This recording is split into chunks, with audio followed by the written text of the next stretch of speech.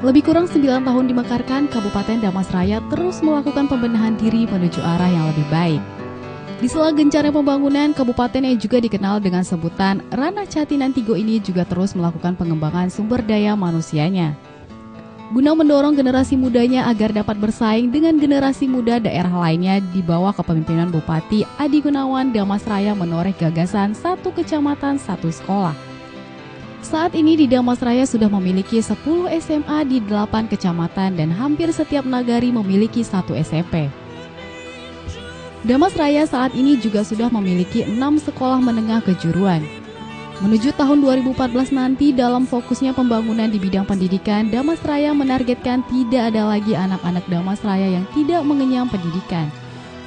Dalam mewujudkan capaian maksimal dalam program pendidikan tersebut, tentu juga tidak terlepas dari dukungan dana dan ketersediaan SDM yang akan mengisi posisi sebagai tenaga ajar. Seperti apa Dharmasraya akan mewujudkan hal tersebut? Lebih lengkapnya akan dibahas dalam dialog khusus.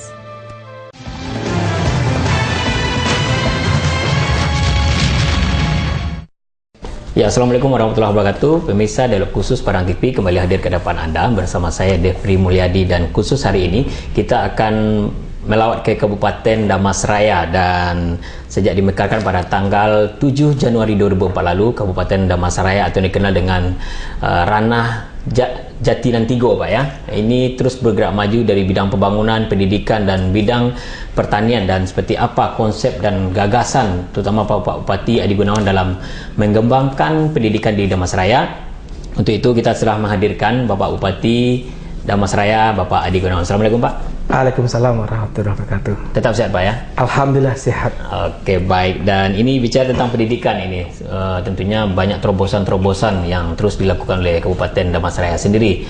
Bicara tentang pendidikan, ini sering sekali menjadi tolak ukur pembangunan sebuah daerah. Menurut Bapak, apakah ini memang layak sebuah daerah diukur dari tingkat pendidikannya? Baik, terima kasih pemirsa yang terhormat. Memang bidang pendidikan adalah bidang yang menjadi domain utama kita untuk pengembangan sumber daya manusia Dharmasraya dan menjadi tolak ukur kita kemajuan suatu daerah. Dharmasraya dimekarkan 7 Januari 2004 yang lalu, hampir 10 tahun yang lalu, dari Kabupaten Sijunjung. Awalnya terdiri dari 4 kecamatan, 21 nagari, dan 112 jorong. Hari ini dimekarkan menjadi 11 kecamatan, 52 nagari, dan 260 jorong. Seiring dengan pemekaran kecamatan, nagari, dan jorong tersebut, kita menstimulasi pendidikan di daerah dalam kerangka mendorong penguatan nilai-nilai generasi muda kita yang siap bersaing. Untuk itu kita punya target, punya pemikiran, setiap satu kecamatan minimal memiliki 1 SMA. Kemudian setiap satu nagari memiliki 1 SMP. Kemudian setiap jorong memiliki SD. Kemudian setiap jorong juga ada 2-3 TK dan PAUD. Inilah langkah-langkah kita yang kita dorong. Hari ini alhamdulillah di tahun ketiga usia kekuasaan saya sebagai Bupati Dharmasraya yang diberi amanah, kita telah punya 8 SMA. 10 SMA pada 8 kecamatan. Berarti ada 3 kecamatan lagi yang belum di cover oleh SMA, tapi itu bisa diakses oleh kecamatan lain karena transportasinya cukup bagus. Kemudian juga kita punya hampir tiap negara itu punya 1 SMP. Dan kita punya SMK hari ini 6 SMK, dan terakhir kita dapat 2 lagi SMK baru, yaitu SMK bidang pertambangan dan SMK bidang IT.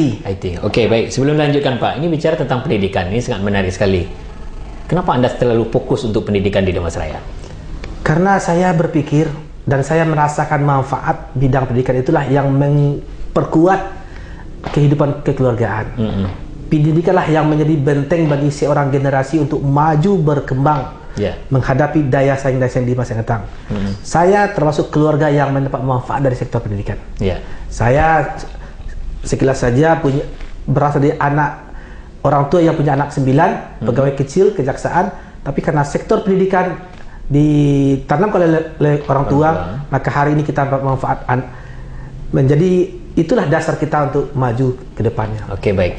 Ini tadi cukup menarik. Satu kecamatan, satu SMA. Ya.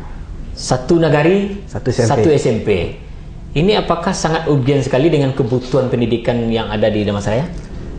Satu SMA, satu kecamatan, kemudian satu SMP, satu nagari, sangat urgen sekali karena Damansraya itu letaknya tersebar. Ya.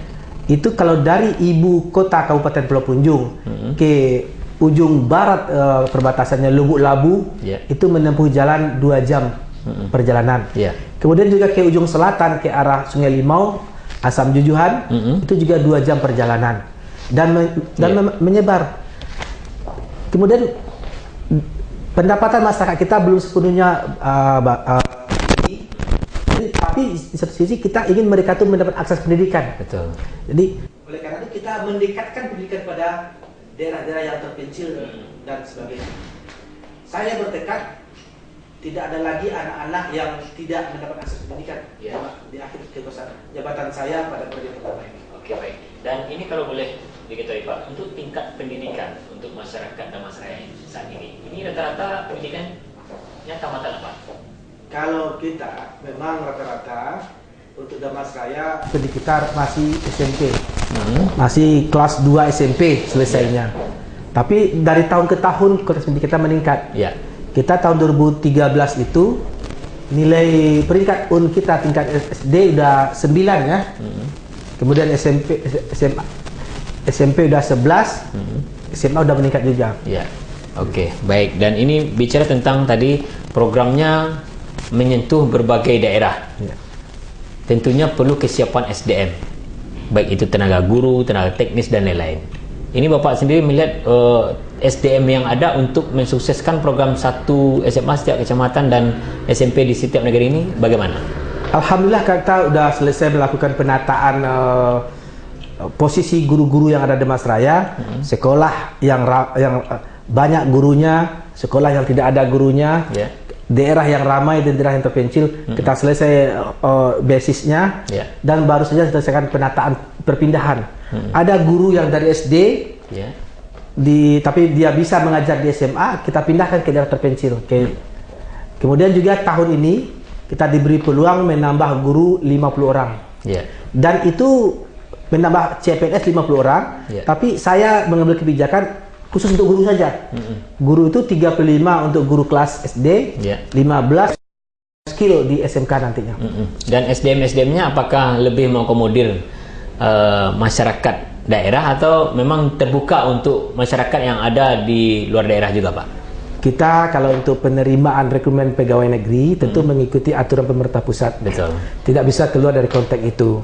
Jadi siapapun boleh, aturan siapapun boleh. Nah, untuk itu kita juga melakukan perbanyakan pelatihan, kemudian beasiswa. Bagaimana dengan guru-guru yang ada tadi sudah disebutkan ada beasiswa juga disekolahkan di universitas-universitas yang ada di Padang? Beberapa tahun terakhir kita menyekolahkan anak-anak di sekolah umum ya, di UNAN, di yang untuk matematika, fisika, biologi dan sebagainya. Oke, baik. Kita tahan dulu Pak, kita akan lanjutkan. Dan pemirsa, sebenarnya apa yang dibahas oleh Bapak Bupati tadi, dan kita akan lanjutkan perbincangan kita setelah commercial break berikut ini. Tetap bersama kami.